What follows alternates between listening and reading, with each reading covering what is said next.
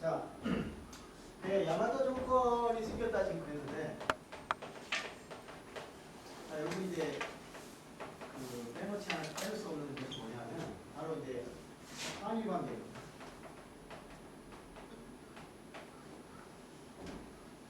자, 오늘날의 그 국가라는 거, 이 국가라는 것은 굉장히 그 장벽이 높습니다.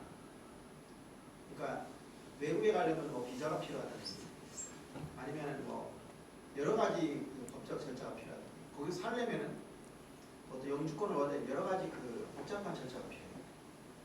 근데 그런 그 국가라는 거, 그런 어떤 그 집단이라는 거, 이것이 과거부터 그런 모습을 갖췄던 것이 아니라 그것은 사실 근대에서 그렇게 뭐 비자다, 뭐 무슨 영주권이다 이런 제도가 생긴 거고, 고대로 가면은 그런 개념이 없죠. 그냥 사람이 사는 곳이에요. 그냥 가는 거예요. 여러분들 삼국사기 보면 말이죠. 제가 이제 초등학교 3학년 때 삼국사기 대제편을 읽어봤는데요. 읽어보면은 원주하고 비유가 그 동명성왕, 그러니까 이제 고구려의 첫째 왕이 동명성왕이랑 거기서 살다가 이제 남쪽으로 쭉 내려옵니다. 내려와가지고 이제 백제를 세우게 돼요.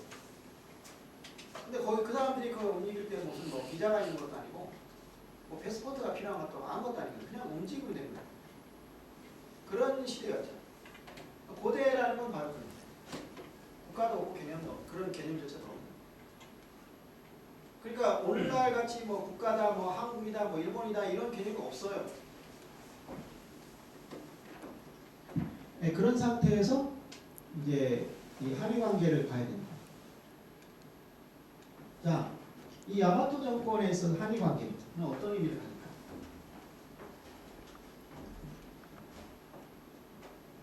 자, 제가 이제 그 옛날에 아니는데 지금 이제 이에유라는 생각을 했는데, 이유는 아실 거예요. 유럽 유니온. 이에유는 뭐냐? 이스트 에이시아 유니온이야.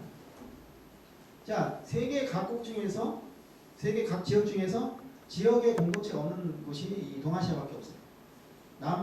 동남아시아 같은 경우에는 아세안이라는 공동체였죠. 북미 같은 경우에는 이제 나프타라는 연합체가 있고, 남미도 아마 그게 있을 거예요. 유럽은 이유가 없어요. 이해유는 없어요. 동아시아는 없어. 각자 도생이에요. 근데 이해유 같은 걸 만들고 싶은데 어렵단 말이에요. 아까 얘기한 전쟁 책임, 여러 가지 문제가 있고. 자, 그러면 이렇게 생각하는 거죠. 자, 한일 관계가 과거부터 그렇게 나빴느냐? 근데 우리가 생각해보면 한일 관계가 나빴던 시기는 매우 짧습니다. 이게 과거부터 생각해보면 어떠냐면 토요토미 히데요시가 첫 들어왔을 때 그때 몇 년? 그리고 나서 나중에 화해하잖아요. 화해해가지고 통신사를 보내잖아요. 우리나라가 일본에. 그리고 일제시대, 그리고 근대 한 100년 정도. 그 사이가 되게 안 좋았죠. 나머지 한 2000년 시기를 보면은 일본이 예를 들어서 에도마코가 생기고 나서 쇄국 정책을 해서 외국과의 관계를 단절시켜버려요. 그런데 그 중에 몇몇 나라하고 교통을 하는데 그 중에 하나가 한국이에요. 조선이에요. 그 정도로 관계가 좋은 나라예요. 근데 이 한일 간의 역사에서 가장 사이가 좋았던 시기가 언제냐 봤더니 바로 고대 시기. 이 바로 일본의 야마토 정권. 우리로 치면 삼국시대. 자, 여기에 대해서 논란이 워낙 많기 때문에 여기서 지금 그걸 얘기할 수는 없어요. 다 얘기할 수는 없고 대충 얘기를 좀 하겠습니다. 근데 이게 중요하기 때문에 이 야마토 시대의 한일 관계라는 거 두 가지로 얘기해요.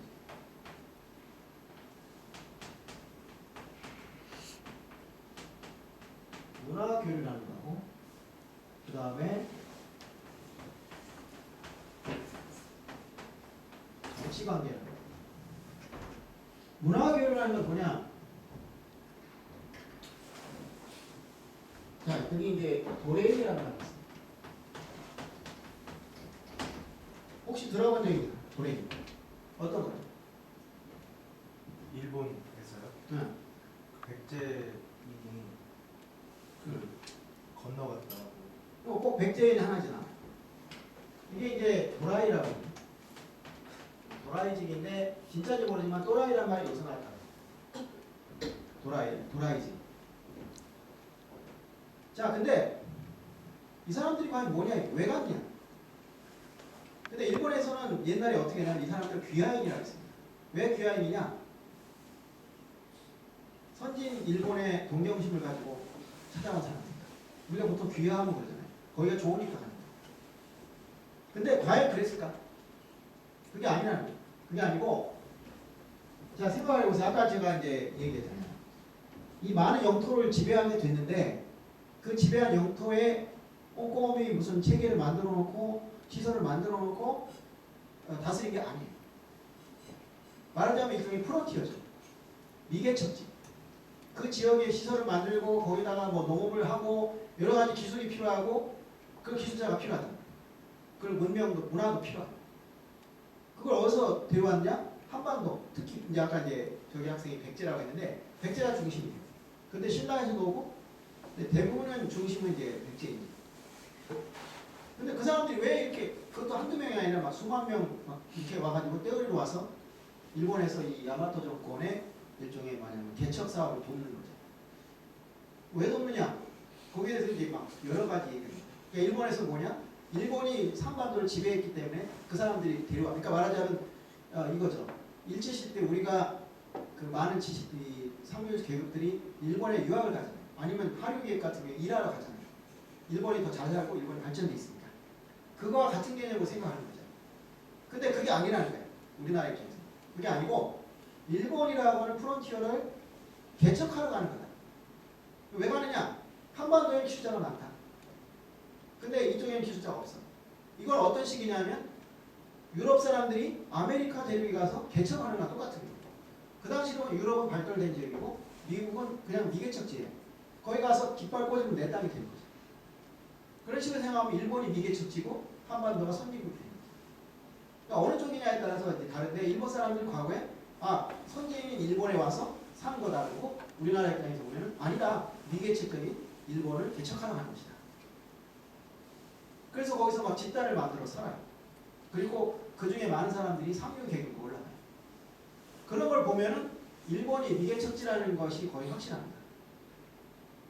예. 왜냐하면 한반도가 그 당시에 여러분 아시겠지만 뭐 예를 들어서 아자 퇴자가 뭐 쇼토크 퇴자의 스승이 된다.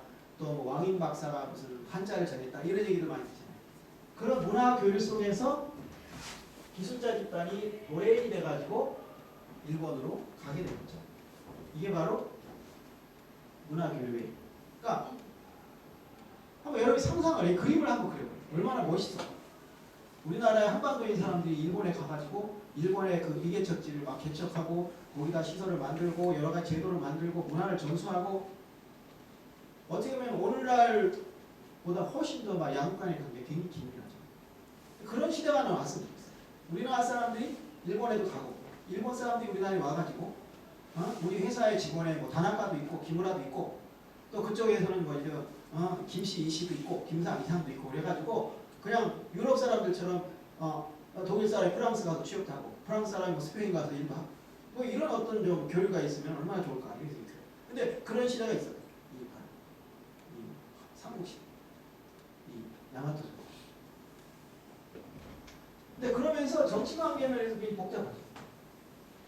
예를 들어서 관계토항비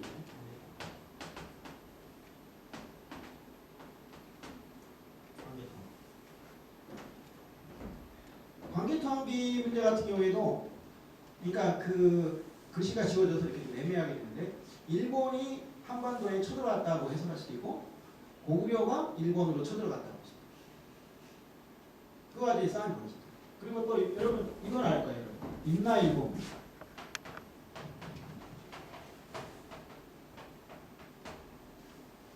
자, 우리 임나일본부라 말 들어봤나요? 우리 거기 학생. 임나일본부 뭐예요? 설명해. 백제의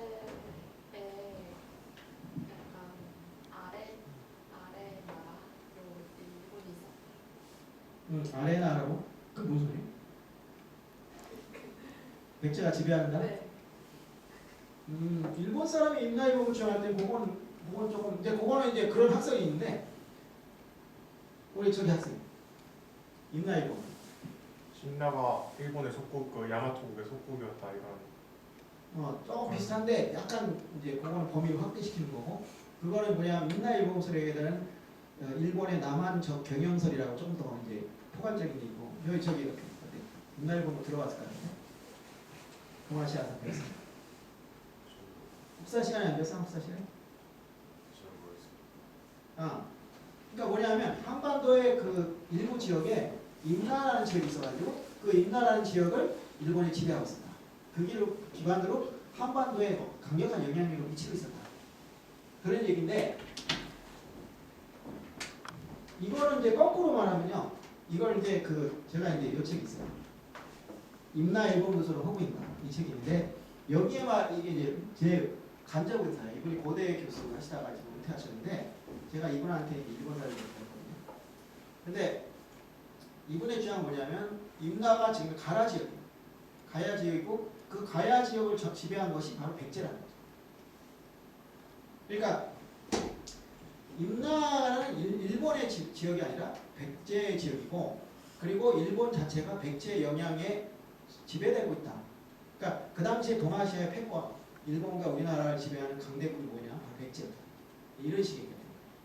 아까 이제 저기 학생이 말한 것처럼 일본에 파견된 그 도레인들도 대부분이 백제 사람이다. 그건 뭐겠느냐? 이런 식의 생활하시는 거죠. 영국이 마치 아메리카 시민들 개척해가지고 영국의 많은 사람들이 미국에 가서 살았잖아요. 그러니까 지금 미국의 중심적인 민족이 뭐예요? 앵글로색슨이잖아요. 영국 사람이잖아요. 그러나 똑같이 백제 사람들이 일본을 개척해서 일본을 세우고 그렇게 백제 사람이 많이 넘어간다. 이런 식으로 얘기를 하는 거죠. 네, 이런 이제 문제들이 있어요. 그리고 친지도라는 문제들 여러 가지 문제가 있는데 그 문제에 대해서 내가 답을 내릴 수는 없습니다. 제가 그건 지금도 전문가 사이에서 뭐 논쟁이 벌어져서 과연 일본이 우리나라 남쪽 지방을 지배했는지 아니면 우리나라가 일본을 지배한 건지 그거에 대한 뭐 답은 내릴 수 없지만 이 두 가지 사실을 놓고 볼 때 어떤 의미냐면 우리나라와 일본이 고대 이런 정치적으로 굉장히 긴밀한 관계를 가졌고 문화적으로 굉장히 많은 교류를 하고 있습니다. 그것이 그냥 이걸로 끝나는 것이 아니라 율령국가 형성에 어떤 영향을 미쳤느냐 이 관계. 자, 이 한반도와 긴밀한 연락을 그러니까 예를 들어서 신라에 왜 일본군 5만 명이 일본군이 쳐들어와서 포위를 해서 광개토 대왕이 5만 명의 원군을 보내서 뭐 물리쳤다 이런 얘기인데 그게 사실 여부를 떠나서 일본과 이 한반도가 굉장히 밀접한 관계에 있었고 서로 오가고 때로는 싸움도 하고 이런 식이었다. 그게 뭐냐? 일본 입장에서는 뭐냐? 섬나라지만 섬나라가 아니라는 거죠. 섬나라가 아니라 대륙과 끊임없이 싸우고 교류하는 시대였다. 교류하는 시대이기 때문에 뭐냐? 아까 얘기한 섬나라로서의 특징이 고립이 아니라 대외적인 장악을 받기 때문에 강력한 중앙 집권이 필요로 하게 되는 시대였다. 이렇게 보습니다. 이게 바로 율령입니다.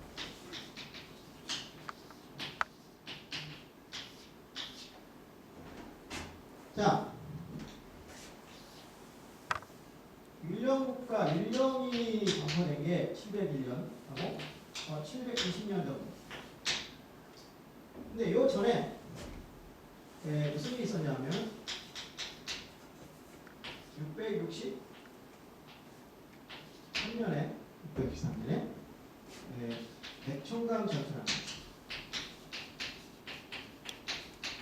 그리고 645년에 다이카 개신이라는. 자, 이것이 이제 율령제, 여기 이제 율령파.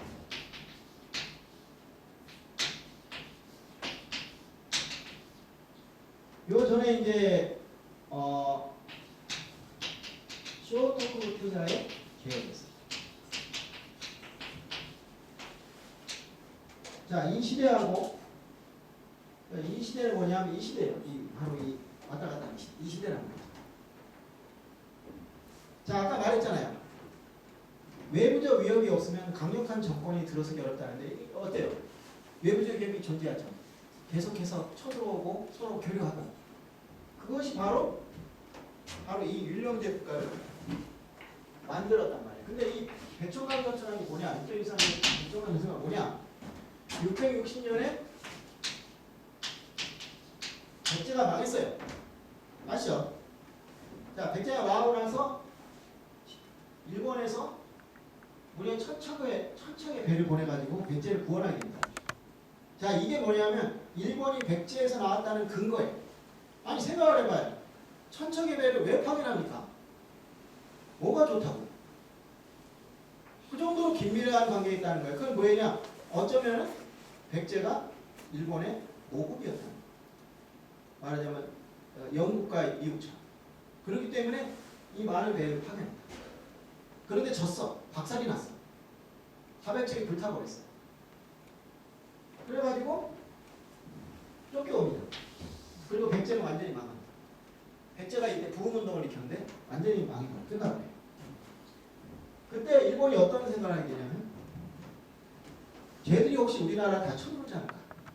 라는 위협을 이렇게 나당연합군이 일본으로 쳐들어오지 않을까 하는 위기감을 느낍니다. 자, 대외적인 위협이 클라이맥스는 이때 급하게 이 바로 율령제가 성립이 됩니다. 완전하게. 이 율령제를 여기서 세운 왕이 누구냐? 천황입니다. 태무 천황입니다. 하늘천의 무예입니다. 태무 천황입니다. 이 사람이 왜 여기서 율령제를 급속하게 발전시켰을까? 물론 여기 같은 경우에는 이쪽이에요. 쇼토크페다 이쪽은 여기입니다. 이쪽 영역인데 여기서 급작스럽게 이 태무 천황이라는 사람은 내가 이제 뭐라고 생각하냐면 영국의 헨리 8세라는 말이 있어요. 그 영국의 헨리 8세가 종교개혁을 일으켜가지고 많은 그 귀족들을 수청합니다. 바로 그런 사람. 이 태무 천황이 왕이 될 때, 아니 천황이 될 때 일어난 날이 뭐냐면 임신의 날.